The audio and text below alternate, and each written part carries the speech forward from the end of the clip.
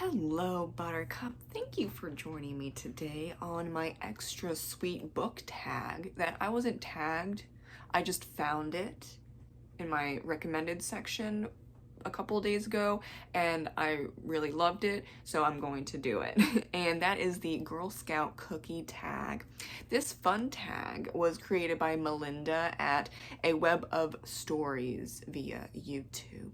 Let's just jump right into these cookie themed book questions. The first one I have never heard or tasted, so I don't think I'm pronouncing this right. Trefoils?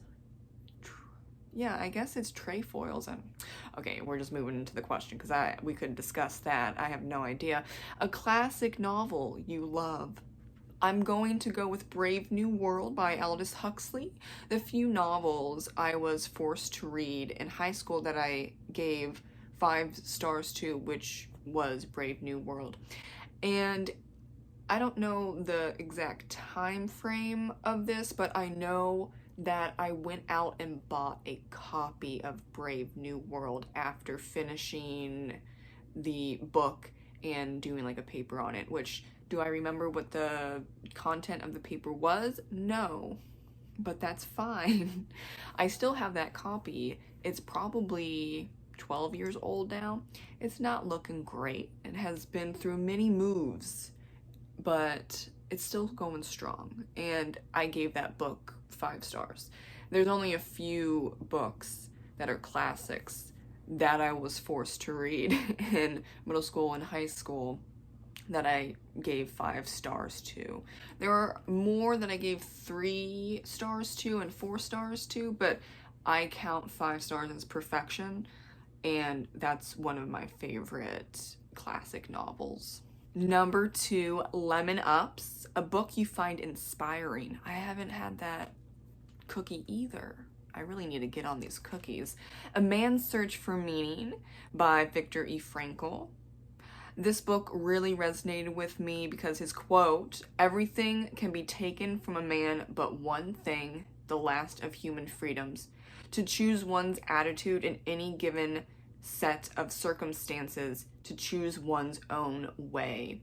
And that made me realize that I can change my life. I rule my life, not my mental illness, not anything really outside of me.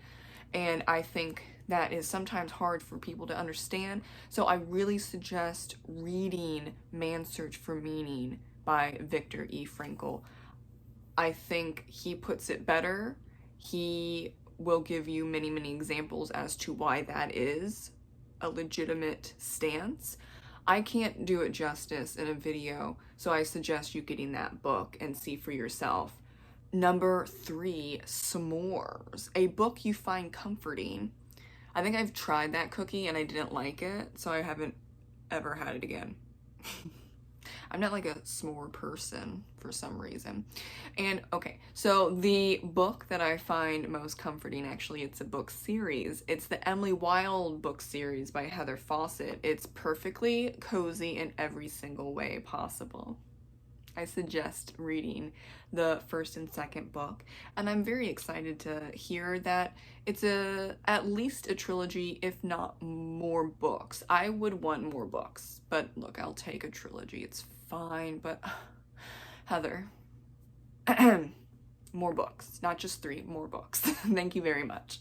Number 4, Adventurefuls, an adventurous book. Okay, I don't know that cookie either. Dang, I need to get on that cookie eating. Now, the book that I chose that's very adventurous is Alana, The First Adventure, it's in the title, by Tamora Pierce. It is middle grade epic fantasy. It's the first book in the series, and it's about Alana of Trebond beginning her journey into knighthood.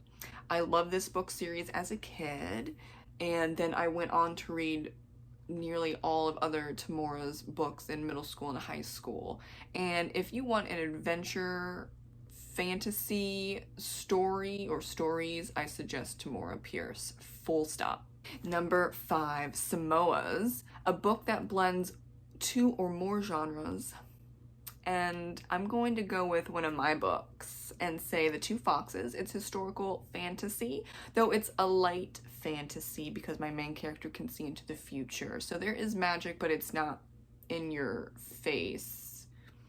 You get what I'm saying? Also, okay, Samoas. I love Samoas. Number 6, Do-si-dos. Either a book you love that everyone else seems to hate, or a book you hate that everyone else loves. Now, I don't hate this book, but The Cruel Prince by Holly Black, I gave it 3 stars. It's a good book, but everyone's, I mean, subjective, duh, okay.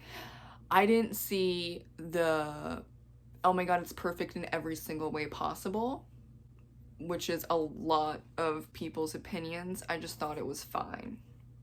And I didn't read the other books, so I just stopped at The Cruel Prince, because if it's fine, then usually the other books are fine. Not always, but usually. So I'm just like, yeah, I'm just gonna stop here, and I don't get the hype, so I moved on with my life, and it's perfectly fine. Number 7, Thin Mints, one of your all-time favorite books, and I'm just saying, finally, another one that I have tried. I eat Thin Mints. I wouldn't say all the time, but I do eat Thin Mints a lot, so it's Thin Mints and Samoas. Now, the book that's my favorite of all time, it's A Great and Terrible Beauty by Luba Bray. First book in the Gemma Doyle trilogy. I read this book in high school and fell in love with the series as a teenager. That book and the other 2 books are perfection. 5 out of 5 stars. Nothing wrong with that book or those books. It's just perfect. I don't even know what else to say except, like, it's high bar. Actually, that trilogy is in my top 10 favorite books of all time. Number 8, Tagalongs. Tag fellow booktubers. Is that a cookie? I'm really interested if that's a cookie, because I've never heard it before. Okay, and so I'm going to tag the following people. Bad is Rad 2, The Secret of Nim, Bookish Kaz, Big Hard Books and Classics, and Another Bibliophile.